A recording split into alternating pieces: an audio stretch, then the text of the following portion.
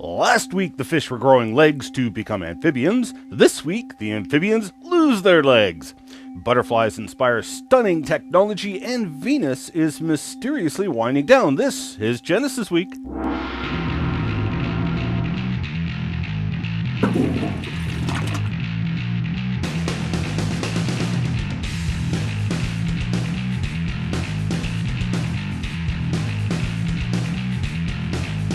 And welcome to this episode of Genesis Week, the weekly program of creationary commentary on news, views, and events pertaining to the Origins controversy. Proudly brought to you by Core Ottawa, Citizens for Origins Research and Education, and exclusive right here on YouTube, showing the glory of God in creation and broadcasting from the Justice League satellite.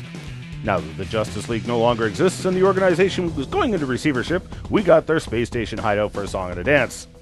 We bring you the information the anti-creationists don't want you to see or hear. One of the most talked about shows on YouTube in science and technology. You can find us at Wazooloo.com or GenesisWeek.com, or click the ever so convenient subscribe link up top. And don't forget, you can also peruse other episodes by following the links in the upper corners of each episode. I'm your host, Ian Juby. I discussed the fishy story of fishapods last week, the alleged history of the fishies growing legs and walking up onto land and becoming amphibians, tetrapods. A wonderful story, complete with an alleged fossil ancestral tree. So now we look to this week's report of a bizarre legless amphibians which live predominantly underground. Now, although they are called caecilians, rest assured they have nothing to do with Italy. The report discusses finding a whole mess of these strange creatures nesting in northern India. Now, this is not the first find of caecilians. They're well known, just not in India. However, you'll recall the convoluted history of evolution presented last week, which has now gotten even weirder. According to the evolutionism myth, fish grew legs, walked up onto land to become four-legged amphibians, which diversified into all kinds of other land creatures, including cows, dogs, cheetahs, apes, and humans, while many other organisms decided to go on strike and never evolve, while still yet some of those four-legged amphibians mysteriously decided they were better off without legs and evolved into these legless amphibians.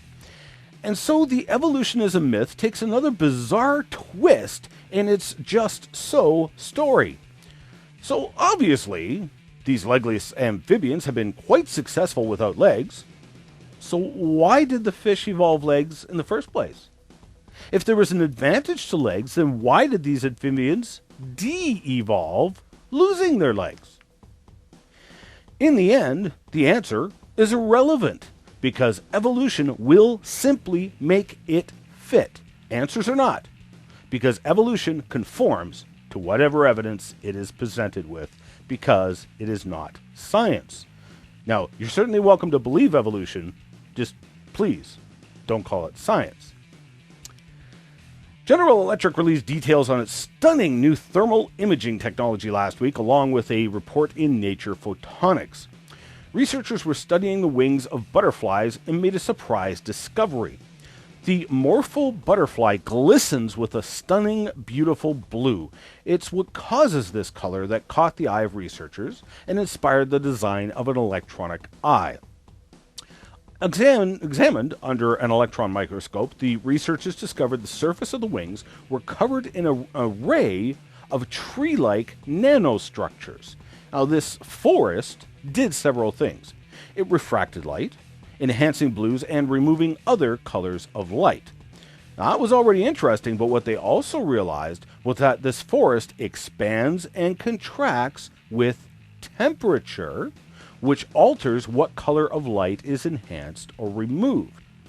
So, taking this tip from the butterfly, GE engineers then set out to design a camera that sees temperature, thermal imaging, based on what they learned from the butterfly wings. The results are stunning, with the camera able to see temperature differences less than 0.2 degrees Celsius and with an incredible speed.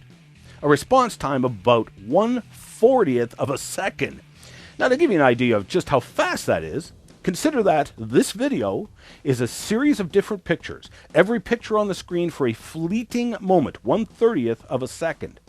In less time than it took for you to see this subliminal message, the GE thermal camera has taken millions of temperature readings and recorded them. But of course, even though the camera was intelligently designed, why is it so hard for people to believe the butterfly was also designed?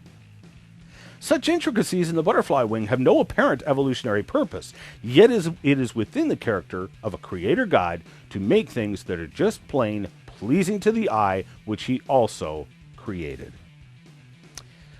A baffling mystery was revealed this week in National Geographic magazine. The European Space Agency's Venus Express orbiter has been mapping the surface of Venus, but a problem arose when the photographic maps did not line up with the photographic maps taken by NASA a mere 16 years ago. After checking, double-checking, and triple-checking, the planet's features almost seem to have moved 12.4 miles from where they were last seen. It would appear that the rotation of the planet is slowing down, and dramatically so. Now, Venus is already an oddball in our solar system with a retrograde rotation. It spins in the opposite direction of the majority of planets. This is already a fatal problem for the naturalist theories of the origin of the planet. But now, to discover the planet's spin slowing down, and dramatically so at that, it remains to be seen exactly what is going on here, but one thing can be said. If this change in spin rate is consistent, it poses astronomical problems for an old universe, pun intended. The farther you go back in time, hypothetically, the faster the planet was spinning, to the point where forces would rip the planet apart long before you hit the alleged age of 4.6 billion years old. We'll be following this story with interest.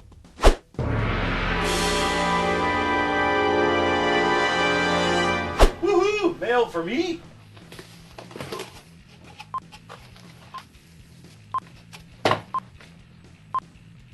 I forget. You're supposed to cut the blue wire or the red wire? Or I could just pull the detonator.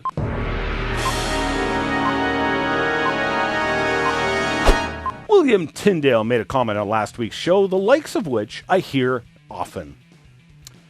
All these poor souls whining about how dumb the man is. Why do ye continue to flock to his vids then?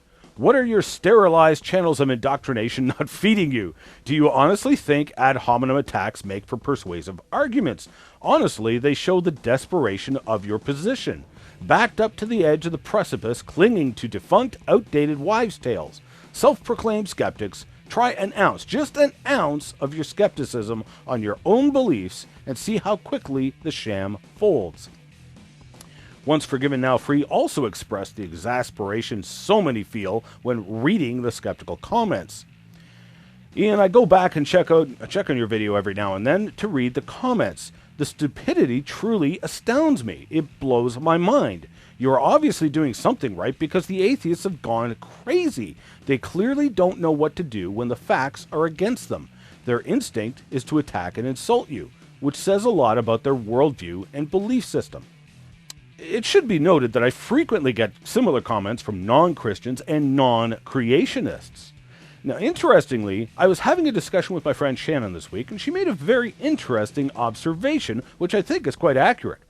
She had seen some studies written up on road rage, how people can become absolutely insane from their rage, completely irrational, emotional, even physically violent.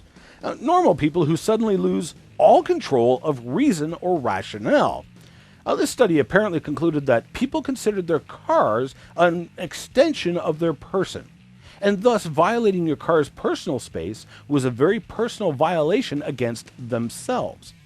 Now, in like fashion, Shannon, I think correctly, deduced that some people subconsciously consider evolutionism theory an extension of themselves, for whatever reason.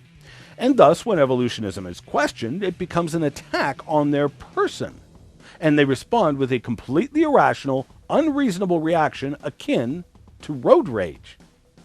Now, I don't want to pick out examples from the comments because I have no interest in publicly humiliating people, but the very irrational, illogical, yea, even stupid comments that are persistently and consistently made are made by people that I would not consider stupid. Why? Well, look at the comments. They're in a rage, an irrational, illogical, unreasonable rage. One lady on Twitter responded to my last video response to the living dinosaur with, "Ian, he's only going to rub your nose into the dirt even more. You have no chance of winning against him. None." Who said anything about winning? Such comment is emotional, personal, and irrational. Such people are only interested in winning, whatever that means. Personally, I'm interested in the truth, not winning. So let the skeptics rage. Paul Chartley wrote in, Odinata talking of fossil footprints. The big problem with the alleged fossil human footprints that Ian so likes to talk about is that so far these guys haven't found any fossil human feet to make them. Thanks for writing in. However, apparently you are unaware that fossil footprints are very seldom found with the track maker. Of all the dinosaur megatrack sites in the world, I only know of 4 that had some dinosaur remains contained within the track-bearing layers, for example. I am unaware of a single body fossil found anywhere in the Coconino Sandstone, although there are innumerable fossil tracks scattered throughout the layers. The lack of body fossils has nothing to do with the legitimacy of the tracks. Police at a crime scene who see human footprints can positively identify that it's a human, even if they don't have the human who made the tracks. Johnny B. Groovy wrote in, Wazooloo, I've noticed a pattern between science and science disguised as creationism. One can produce practical applications beneficial to humanity, while the other does not. For example, I've never seen life-saving medicine or medical equipment that can be made as a result of creation being fact. That can't be coincidence, can it? Excellent question, but you're mixing things up there. For example, the same comments can be applied to evolution. What practical benefits for humanity has evolution produced? You could also ask the same question for the science of paleontology. What are the benefits to humanity? The science you are referring to uses physics, chemistry, etc., applied to the here and now. Now, both creation and evolutionism are attempts to explain the past. It's totally different. Paleontology and aspects of geology also have this limitation. In fact, evolutionism has been detrimental to scientific research. Medical research in particular, for example, eugenics, or junk DNA and vestigial organs. The original evolutionary interpretation for these things was that they were useless leftovers from our evolutionary history. We now know that all of the alleged vestigial organs have purpose, as does the alleged junk DNA. Creationary thinkers would claim that any DNA has purpose. There is no such thing as useless leftovers.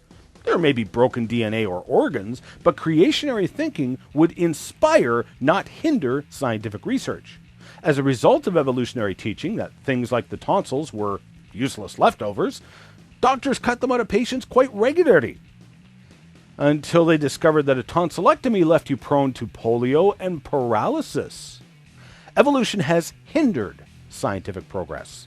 The difference here is how your worldview affects how you do science. In this case, one worldview expects useless leftovers and deters scientists from seeking the purpose of useless leftovers.